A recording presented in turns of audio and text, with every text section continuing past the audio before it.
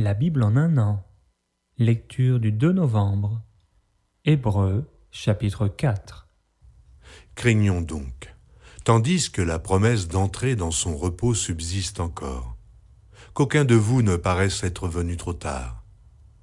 Car cette bonne nouvelle nous a été annoncée aussi bien qu'à eux, mais la parole qui leur fut annoncée ne leur servit de rien, parce qu'elle ne trouva pas de la foi chez ceux qui l'entendirent.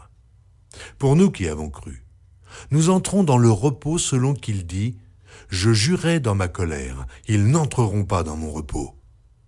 Il dit cela quoique ses œuvres eussent été achevées depuis la création du monde. Car il a parlé quelque part ainsi du septième jour. Et Dieu se reposa de toutes ses œuvres le septième jour. Et ici encore, ils n'entreront pas dans mon repos. Or, puisqu'il est encore réservé à quelques-uns d'y entrer, et que ceux à qui d'abord la promesse a été faite n'y sont pas entrés à cause de leur désobéissance, Dieu fixe de nouveau un jour aujourd'hui, en disant dans David, « Si longtemps après, comme il est dit plus haut, aujourd'hui, si vous entendez sa voix, n'endurcissez pas vos cœurs. Car si Josué leur eût donné le repos, il ne parlerait pas après cela d'un autre jour. Il y a donc un repos de Shabbat réservé au peuple de Dieu. Car celui qui entre dans le repos de Dieu se repose de ses œuvres, comme Dieu s'est reposé des siennes. Efforçons-nous donc d'entrer dans ce repos, afin que personne ne tombe en donnant le même exemple de désobéissance. Car la parole de Dieu est vivante et efficace, plus tranchante qu'une épée quelconque à deux tranchants, pénétrante jusqu'à partager âme et esprit, jointures et moelles. Elle juge les sentiments et les pensées du cœur. Nulle créature n'est cachée devant lui, mais tout est à nu et à découvert aux yeux de celui à qui nous devons rendre compte. Ainsi, puisque nous avons un grand souverain sacrificateur qui a traversé les cieux, Jésus, le Fils de Dieu, demeurons fermes dans la foi que nous professons. Car nous n'avons pas un souverain sacrificateur qui ne puisse compatir à nos faiblesses. Au contraire, il a été tenté comme nous, en toutes choses, sans commettre de péché. Approchons-nous donc avec assurance du trône de la grâce, afin d'obtenir miséricorde et de trouver grâce pour être secourus dans nos besoins. Ézéchiel, chapitre 3, versets 16 à 27. Au bout de 7 jours, la parole de l'Éternel me fut adressée en ces mots. « Fils de l'homme, je t'établis comme sentinelle sur la maison d'Israël. Tu écouteras la parole qui sortira de ma bouche, et tu les avertiras de ma part. Quand je dirai aux méchants, tu mourras, si tu ne l'avertis pas, si tu ne parles pas pour détourner le méchant de sa mauvaise voie et pour lui sauver la vie, ce méchant mourra dans son iniquité, et je te redemanderai son sang. Mais si tu avertis le méchant, et qu'il ne se détourne pas de sa méchanceté et de sa mauvaise voie, il mourra dans son iniquité, et toi, tu sauveras ton âme. Si un juste se détourne de sa justice et fait ce qui est mal, je mettrai un piège devant lui, et il mourra. Parce que tu ne l'as pas averti, il mourra dans son péché, on ne parlera plus de la justice qu'il a pratiquée, et je te redemanderai son sang. Mais si tu avertis le juste de ne pas pécher, et qu'il ne pêche pas, il vivra, parce qu'il s'est laissé avertir, et toi, tu sauveras ton âme. Là encore la main de l'Éternel fut sur moi, et il me dit, « Lève-toi, va dans la vallée, et là je te parlerai. » Je me levai, et j'allai dans la vallée. Et voici, la gloire de l'Éternel y apparut, telle que je l'avais vue près du fleuve du Kébar. Alors je tombai sur ma face. L'Esprit entra en moi, et me fit tenir sur mes pieds. Et l'Éternel me parla et me dit, « Va t'enfermer dans ta maison. Fils de l'homme, voici, on mettra sur toi des cordes, avec lesquelles on te liera, afin que tu n'ailles pas au milieu d'eux. J'attacherai ta langue à ton palais, pour que tu sois muet et que tu ne puisses pas les reprendre, car c'est une famille de rebelles. Mais quand je te parlerai, j'ouvrirai ta bouche, pour que tu leur dises, « Ainsi parle le Seigneur, l'Éternel. que celui qui voudra écouter écoute, et que celui qui ne voudra pas n'écoute pas, car c'est une famille de rebelles. Ézéchiel chapitre 4. Et toi, fils de l'homme, prends une brique, place-la devant toi, et tu y traceras une ville, Jérusalem. Représente-la en état de siège, forme des retranchements, élève contre elle des terrasses, environne-la d'un camp, dresse contre elle des béliers tout autour. Prends une poêle de fer et mets-la comme un mur de fer entre toi et la ville. Dirige ta face contre elle, et elle sera assiégée, et tu l'assiégeras. Que ce soit là un signe pour la maison d'Israël. Puis couche-toi sur le côté gauche, mets-y l'iniquité de la maison d'Israël, et tu porteras leur iniquité autant de jours que tu seras couché sur ce côté. Je te compterai un nombre de jours égal à celui des années de leur iniquité, 390 jours. Tu porteras ainsi l'iniquité de la maison d'Israël. Quand tu auras achevé ces jours, couche-toi sur le côté droit, et tu porteras l'iniquité de la maison de Juda pendant 40 jours. Je t'impose un jour pour chaque année. Tu tourneras ta face et ton bras nu vers Jérusalem assiégée, et tu prophétiseras contre elle. Et voici, je mettrai des cordes sur toi, afin que tu ne puisses pas te tourner d'un côté sur l'autre, jusqu'à ce que tu aies accompli les jours de ton siège. Prends du froment, de l'orge, des fèves, des lentilles, du millet et de l'épeautre, mets-les dans un vase, et fais-en du pain autant de jours que tu seras couché sur le côté. Tu en mangeras pendant 390 jours. La nourriture que tu mangeras sera du poids de 20 cycles par jour. Tu en mangeras de temps à autre. L'eau que tu boiras aura la mesure d'un 6e de hin. Tu boiras de temps à autre. Tu mangeras des gâteaux d'orge que tu feras cuire en leur présence avec des excréments humains. Et l'Éternel dit, c'est ainsi que les enfants d'Israël mangeront leur pain souillé parmi les nations vers lesquelles je les chasserai. Je dis, ah, Seigneur Éternel, voici, mon âme n'a point été souillée. Depuis ma jeunesse jusqu'à présent, je n'ai pas mangé d'une bête morte ou déchirée, et aucune chair impure n'est entrée dans ma bouche. Il me répondit, voici, je te donne des excréments de bœuf au lieu d'excréments humains, et tu feras ton pain dessus. Il me dit encore, fils de l'homme, je vais briser le bâton du pain à Jérusalem. Ils mangeront du pain au poids et avec angoisse, et ils boiront de l'eau à la mesure et avec épouvante. Ils manqueront de pain et d'eau.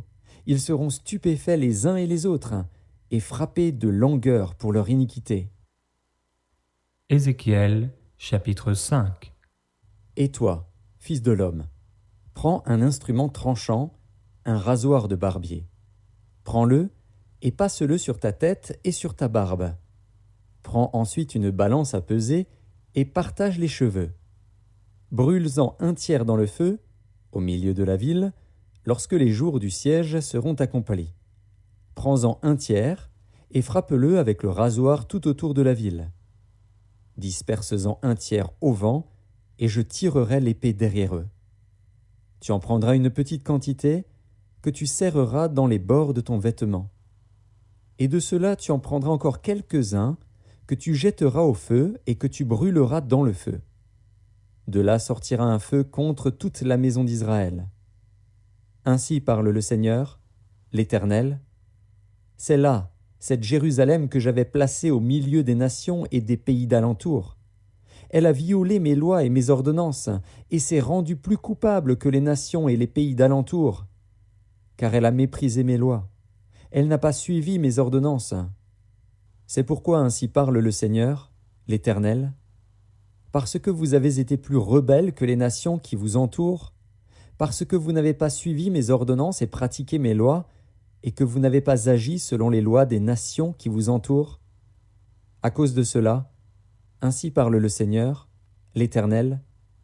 Voici, j'en veux à toi, et j'exécuterai au milieu de toi mes jugements sous les yeux des nations.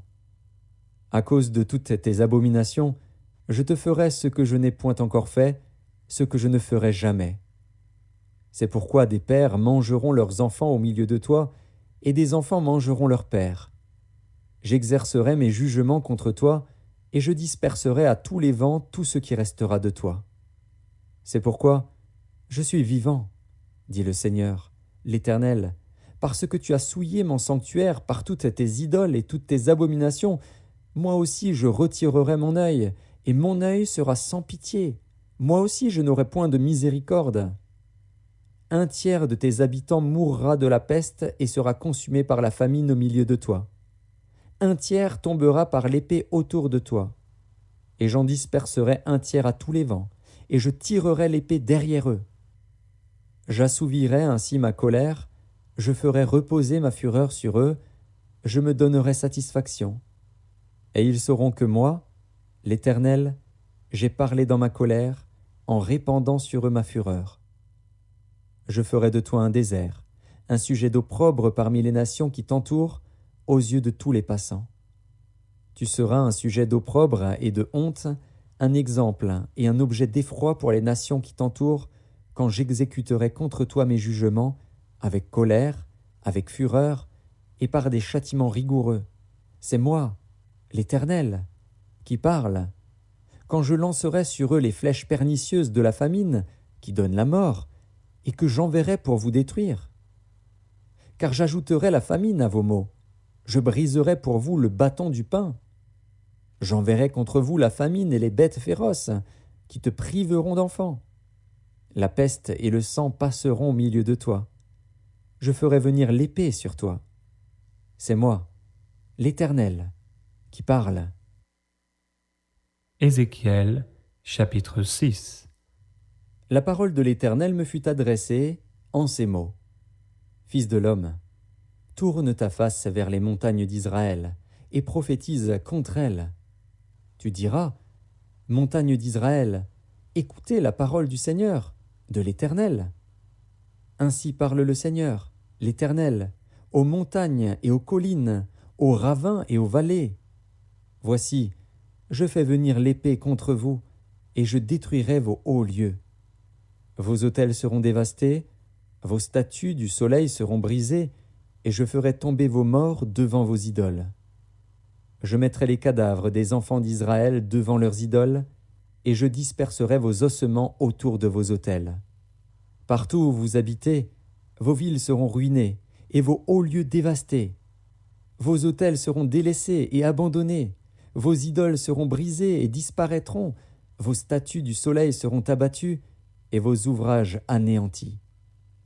Les morts tomberont au milieu de vous, et vous saurez que je suis l'Éternel. Mais je laisserai quelques restes d'entre vous, qui échapperont à l'épée parmi les nations, lorsque vous serez dispersés en divers pays. Vos réchappés se souviendront de moi parmi les nations où ils seront captifs, parce que j'aurai brisé leur cœur adultère et infidèle, et leurs yeux qui se sont prostitués après leurs idoles. Ils se prendront eux-mêmes en dégoût, à cause des infamies qu'ils ont commises, à cause de toutes leurs abominations. Et ils sauront que je suis l'Éternel, et que ce n'est pas en vain que je les ai menacés de leur envoyer tous ces maux. Ainsi parle le Seigneur, l'Éternel. Frappe de la main, frappe du pied, et dis, hélas, sur toutes les méchantes abominations de la maison d'Israël, qui tombera par l'épée, par la famine et par la peste. Celui qui sera loin mourra de la peste. Celui qui sera près tombera par l'épée. Celui qui restera et sera assiégé périra par la famine. J'assouvirai ainsi ma fureur sur eux. Et vous saurez que je suis l'Éternel, quand leurs morts seront au milieu de leurs idoles, autour de leurs autels, sur toutes collines élevées, sur tous les sommets des montagnes, sous tout arbre vert, sous tout chêne touffu, là où ils offraient des parfums d'une agréable odeur à toutes leurs idoles. J'étendrai ma main contre eux, et je rendrai le pays plus solitaire et plus désolé que le désert de Dibla, partout où ils habitent. Et ils sauront que je suis l'Éternel. Psaume, chapitre 104, versets 24 à 35. Que tes œuvres sont en grand nombre, ô Éternel. Tu les as toutes faites avec sagesse. La terre est remplie de tes biens. Voici la grande et vaste mer. Là se meuvent sans nombre des animaux, petits et grands. Là se promènent les navires et ce léviathan que tu as formé pour se jouer dans les flots. Tous ces animaux espèrent en toi pour que tu leur donnes la nourriture en son temps. Tu la leur donnes et ils la recueillent. Tu ouvres ta main et ils se rassasient de bien. Tu caches ta face, ils sont tremblants. Tu leur retires le souffle, ils expirent et retournent dans leur poussière. Tu envoies ton souffle, ils sont créés, et tu renouvelles la face de la terre. Que la gloire de l'Éternel subsiste à jamais, que l'Éternel se réjouisse de ses œuvres. Il regarde la terre et elle tremble, il touche les montagnes et elles sont fumantes. Oh, je chanterai l'Éternel tant que je vivrai, je célébrerai mon Dieu tant que j'existerai. Que mes paroles lui soient agréables, je veux me réjouir en l'Éternel.